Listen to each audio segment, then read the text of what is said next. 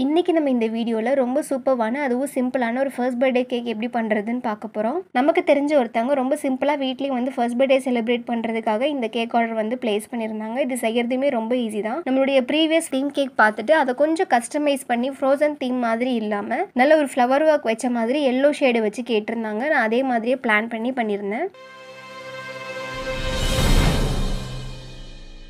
இந்த கேக் செய்யறதுக்காக ஃபாண்டன்ட்ல fluorescent yellow அப்படின்ற ஷேடு ஆட் பண்ணி நல்லா ரவுண்ட் பண்ணி தேய்ச்சி எடுத்திருக்கேன். அதிலே வந்து ஸ்னோஃப்ளேக் கட்டர் யூஸ் பண்ணி கட் பண்ணி எடுத்திருக்கேன். ஸ்னோஃப்ளேக் வந்து ஒயிட் கலர்ல தானே இருக்கணும் அப்படின்னு கேட்டிங்கன்னா கஸ்டமருடைய சாய்ஸ் தான் இது. இந்த ஃப்ளேக் டிசைன் வந்து எல்லோ ஷேட்ல வர மாதிரி தான் கேட்டிருந்தாங்க. ஸோ இந்த ஸ்னோஃப்ளேக் கட்டர் யூஸ் பண்ணி நல்லா எல்லோ கலர்ல டிசைன் பண்ணிருக்கு. ஸோ இந்த டிசைனுமே பார்க்கறதுக்கு எல்லோ ஷேட்ல நல்ல ஃப்ளவர் மாதிரி அழகா நீட்டா இருக்கு இல்லைங்களா? அடுத்தது சன்ஃப்ளவர் கட்டர் யூஸ் பண்ணி நல்ல ஃப்ளவர்ஸ் வந்து நான் கட் பண்ணி எடுத்திருக்கேன். இது வந்து 1 kg நல்ல ஒரு டால் கேக் அப்படிங்கிறதுனால 6 இன்ச் டின் வந்து நான் யூஸ் பண்ணியிருக்கேன். இப்போ டேரெக்டாகவே வந்து நான் ஒரு டர்ன் டேபிளை வச்சு ஐசிங் பண்ணி எடுத்துட்டு இருக்கேன். நான் யூஸ் பண்ணுறது ஸ்டீல் டேபிள் அப்படிங்கிறதுனால நான் டேரெக்டாகவே டேபிள் மேலே வச்சுக்கிட்டே வந்து ஐசிங் பண்ணி எடுத்துக்க போகிறேன். ஃபர்ஸ்ட் ஒரு லேயர் கேக் வச்சாச்சு. அதுக்கு மேலே சுகர் சிரப், அதுக்கு மேலேயே க்ரீம் வச்சுட்டு பட்டர்ஸ்காட்ச் கேக்காக கேட்டிருந்ததுனால பட்டர்ஸ்காட்சினுடைய ஃபில்லிங்ஸ் எல்லாம் லோட் பண்ணி சூப்பராக வந்து ஐசிங் பண்ணி எடுத்துட்டு இருக்கேன். சுகர் சிரப்பை நீங்கள் ஏன் எடுத்து ஸ்பூனில் ஊற்றிட்டு இருக்கீங்க, இது நீங்கள் ப்ரஷ் மாதிரி யூஸ் பண்ணக்கூடாதா அப்படின்னு கேட்டிங்கன்னா, இந்த கேக் நான் ஆர்டர் செய்யும்போது வேற ஒரு ஷிஃப்டிங் ஒர்க்கில் இருந்தேன். என்னோட கன்ஃபெக்ஷனரி வந்து நான் ஃபுல்லாக சேஞ்ச் பண்ணி கரெக்டாக ஆர்கனைஸ் பண்ணி ஷிஃப்டிங் ஒர்க் பண்ணிட்டு இருந்ததுனால மேக்ஸிமம் கைக்கு என்னெல்லாம் கிடைக்குதோ அதை மட்டும் வச்சு தான் நான் கேக் ஆர்டரே முடிச்சிருந்தேன். நம்ம ஷிஃப்டிங் ஒர்க் இருக்குது அப்படின்னு சொல்லி இந்த ஆர்டர் வந்து விடவும் முடியல. ஏன்னா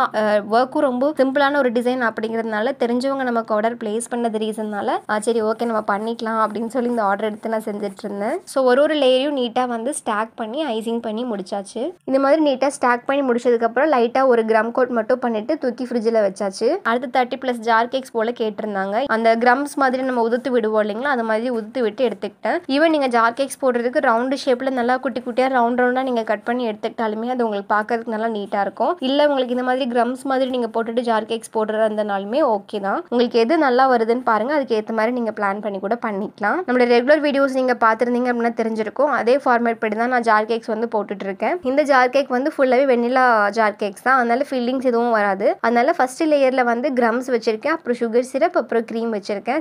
சேம் அதையே வந்து நான் ரிப்பீட் பண்ணியிருக்கேன். ஒரு ஜாருமே வந்து நம்ம கிட்ட 60 to 70 கிராம் அந்த மாதிரி வெயிட்ல வரும். ஸோ ஃப்ளேவருக்கு ஏற்ற மாதிரி நம்ம சார்ஜ் போடுவோம். நிறைய பேர் சார்ஜுமே கேட்டுட்டு இருந்தீங்க. நான் சீக்கிரமாகவே ஒரு ப்ரைசிங் வீடியோ வந்து நான் அப்லோட் பண்ணுறேன். ஸோ இது மாதிரி வந்து ஒரு 30 ஜார்ஸ் வந்து கடகடன்னு நல்லா நீட்டாக வந்து அரேஞ்ச் பண்ணி ஃபினிஷ் பண்ணி முடிச்சாச்சு.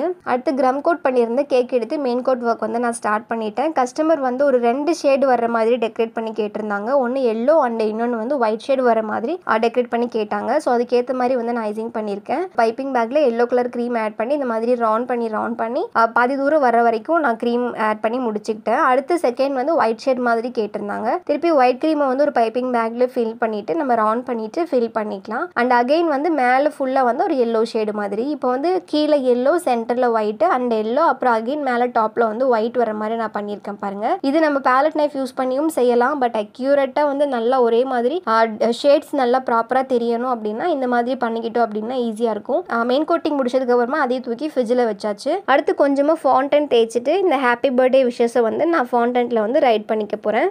மார்க்கெட்டில் பார்த்தீங்க அப்படின்னா இது மாதிரி விஷஸ் பண்ணுறதுக்கு வந்து நமக்கு ஃபாண்டன்ட் கட்டர்ஸ் எல்லாம் நிறைய டிஃப்ரெண்ட் ஷேப்பில் வந்து கிடைக்கும். அந்த மாதிரி கட்டரை யூஸ் பண்ணி அழகாக ஷேப்பாக நான் கட் பண்ணி எடுத்துட்டு அதுக்கு மேலேயே வந்து ஹாப்பி பர்த்டே அப்படின்ற அந்த வேர்டிங்ஸை வந்து நீட்டாக எழுதி முடிச்சுக்கிட்டு அதே மாதிரி நேமையும் வந்து நீட்டாக அழகாக எழுதி முடிச்சாச்சு. கடைசியாக கேக் டெலிவரிக்கு முன்னாடி ஃபாண்டன்ட் எல்லாம் நீட்டாக எடுத்து கேக்கு மேலே பிளேஸ் பண்ணி ஒர்க் முடிச்சுக்கலாம். கொஞ்சமாக வந்து அந்த கோல்டன் ஸ்ப்ரிங்கிள்ஸ் வந்து அப்படியே அழகாக ரேண்டமாக தூவி விட்டுருக்கேன். ஃபைனல் லுக் பார்க்குறதுக்கு வந்து ரொம்ப நீட்டாக அழகாக இருந்தது. கடைசியாக வந்து நம்பர் 1 கிளிட்டர் டாப்பர் வந்து நான் சைடில் வந்து பிளேஸ் பண்ணி முடிச்சுக்கிட்டேன். கடைசியாக வந்து ஜார் கேக்ஸ் ஃபுல்லாகவே 1 kg பாக்ஸில் நீட்டாக அரேஞ்ச் பண்ணி பேக் பண்ணி முடிச்சாச்சு. செஞ்சிருந்த மெயின் கேக்கும் நல்ல ஒரு குட் குவாலிட்டியில் உள்ள ஒரு டால் கேக் பாக்ஸில் நீட்டாக பேக் பண்ணி அழகாக கொடுத்து அமிச்சாச்சு.